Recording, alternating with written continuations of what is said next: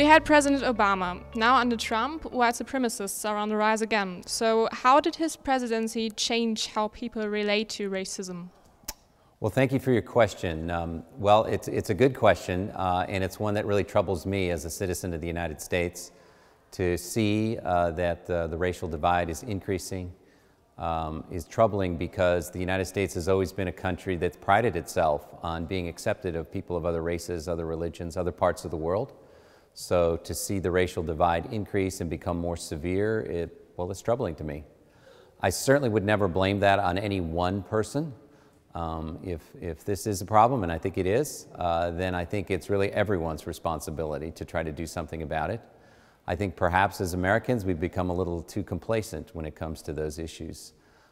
Years ago we were talked about it much more than we do now. So again, I would never blame that on any one person.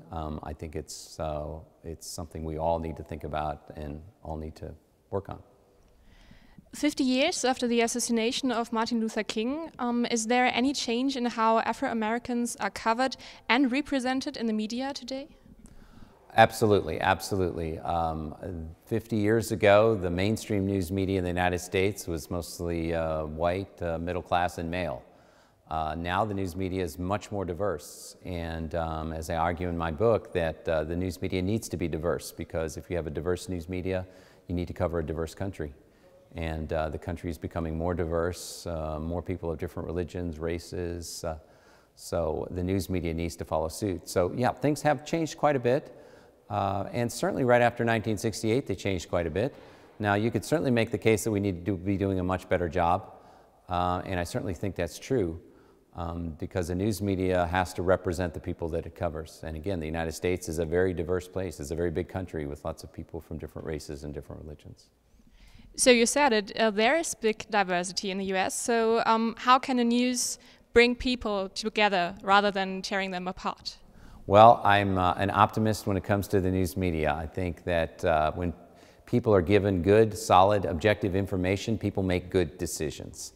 When things are hidden from people, when people don't know what's going on, then they will make bad decisions. So one of the fundamental roles of journalism is to give people the news and information that they need to make good decisions in their lives. So it's been a little bothersome to me when I see that news organizations are not as strong as they once were.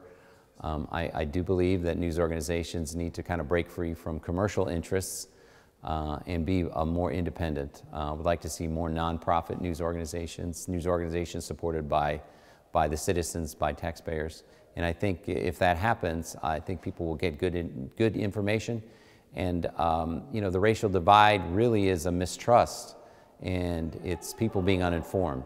So if it's the job of journalists to inform people about what's happening in the world, I think that we can work on that racial divide. Thank you very much. Thank you.